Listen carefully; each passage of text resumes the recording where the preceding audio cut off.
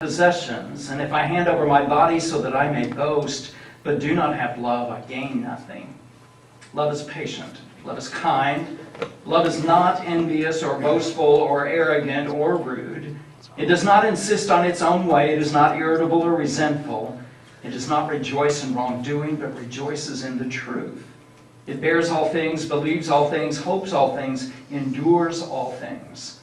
Love never ends. But as for prophecies, they will come to an end. As for tongues, they will cease. As for knowledge, it will come to an end. For we know only in part, and we prophesy only in part. But when the complete comes, the partial will come to an end. When I was a child, I spoke like a child. I thought like a child. I reasoned like a child.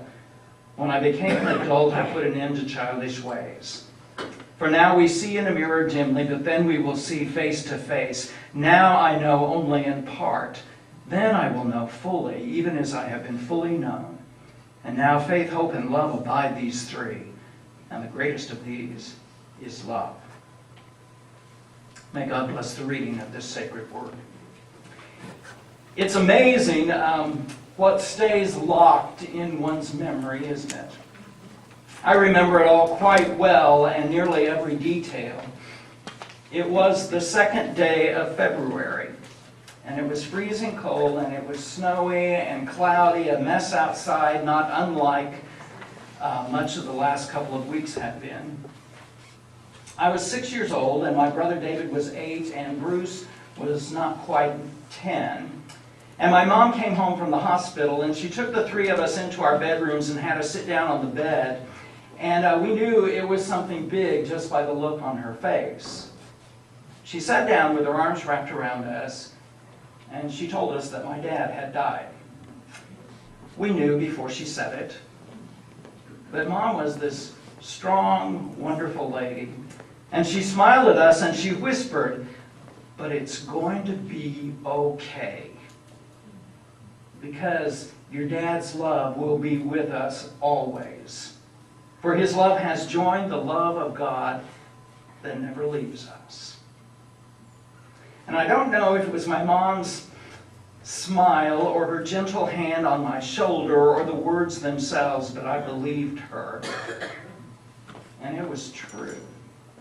My dad's love has been with me always. 57 years have come and gone now, and I know it's true. His love will always be with me because it has joined the love of God, which is forever. God's love is forever. God's love is perfection. A friend of mine shared a song with me a number of years ago that has stuck with me and comes to mind fairly frequently. It's an old Irving Berlin song, and the words carry me back so many years ago to that day that I sat on the bed with my brothers and my mom, and the message I received that has so altered my life. Berlin wrote, "I'll be loving you always, with a love that's true always. When the things you plan need a helping hand, I will understand always. Days may not be fair, always. That's when I'll be there, always. Not for just an hour, not for just a day, not for just a year, but always." And this is God's first and greatest promise to us. I will be with you always. For God so loved the world that he gave his only Son, that whoever believes in him should not perish, but have everlasting life. It is God's promise that I will be loving you always. Is there anything as dependable, long-lasting, as ever present as is the love of God? Is there anything else that we can depend on to always be there for us? Sometimes friends drift away.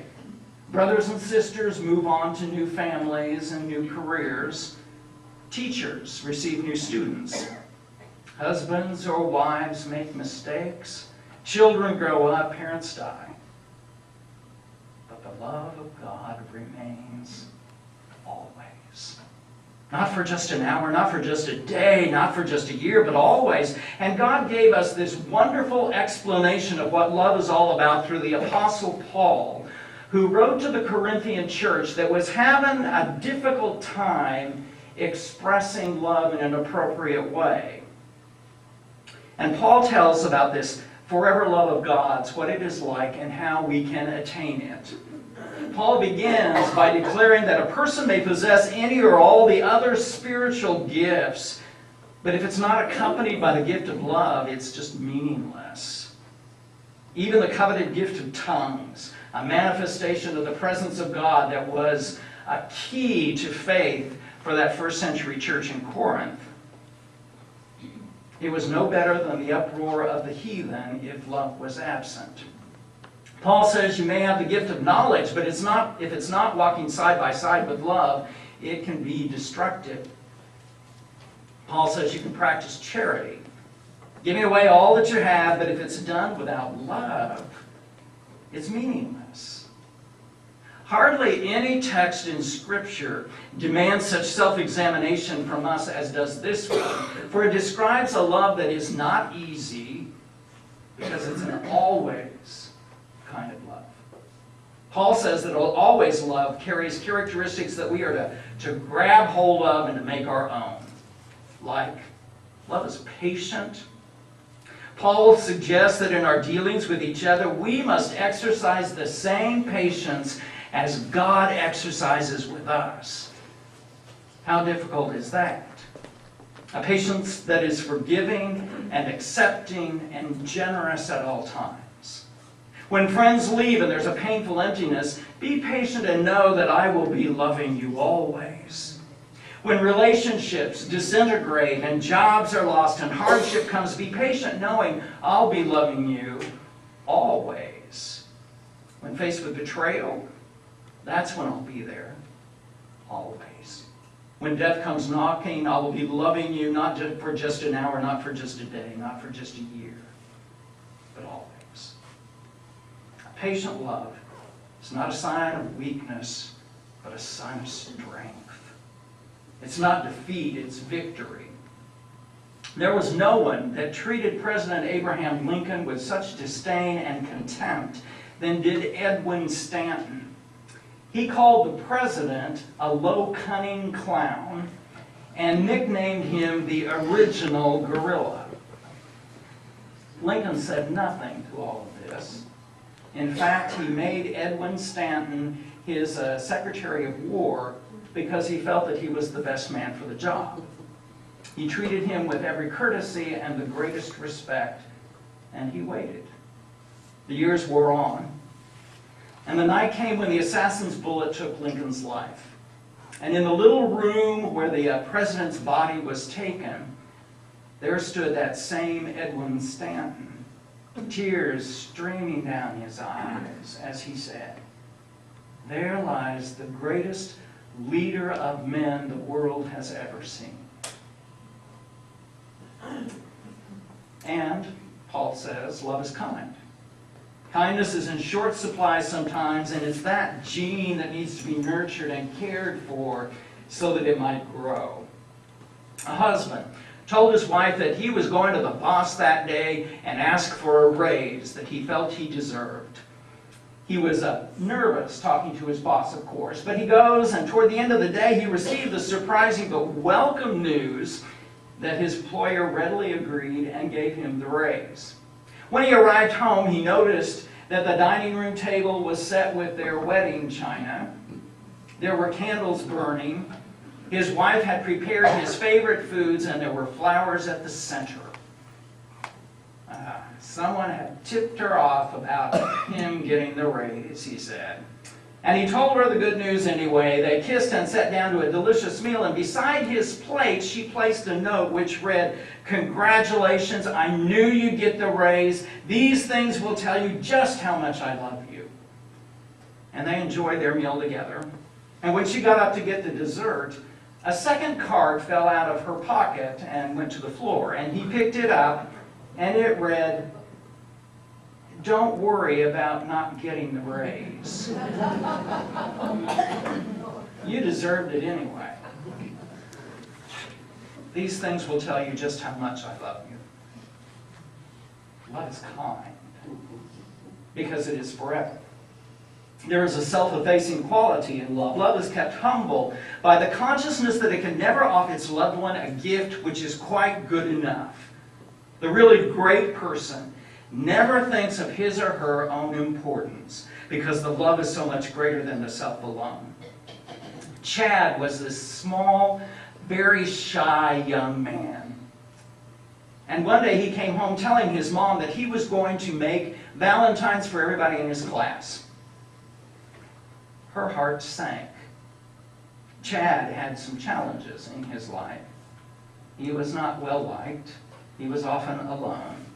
She'd seen the children walking home from school. Her Chad was always several feet behind them by himself. They laughed and hung on to each other. Her Chad was alone, never included. For 3 weeks, Chad worked painstakingly, making 34 Valentines. Valentine's Day dawned with Chad, excited beyond words. He carefully stacked the Valentines, bolted out the door, and it hurt his mom so much to think that her son would not get many Valentines, perhaps not get one at all. And so she made cookies to soften his disappointment. When his mother heard the children outside that afternoon, she looked out, and sure enough, they were all laughing and joking, and Chad was walking several feet behind by himself. She fully expected him to burst into the house in tears. When the door opened, he came in. His arms were empty, she noticed, and she choked back her tears as she said, "I have some milk and cookies for you. Come and get them." He hardly heard her. He just marched over and he told her, "Not a one. Not a single one." And then his face just lit up with joy as he said, "I didn't forget a single one, Mom.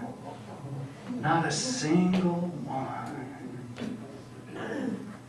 I'll be loving you always with a love that's true. Always." There must be a graciousness in Christian love that never forgets inclusion and acceptance and integrity are lovely things to be embraced. Love does not insist on its own rights. There are people who insist on their privilege and those who remember their responsibility. Those who think of what life owes them and those who never forget what they owe life. So many of our world's problems could be solved if people would think less of their own rights and more about their personal responsibilities. So maybe it's time for some 4-letter words to re-enter our Christian community and be placed into appropriate action. Words like give, live, pray, read, hope, help, sing, work, lead, walk, dare, join, lift, love. And the greatest of these is love.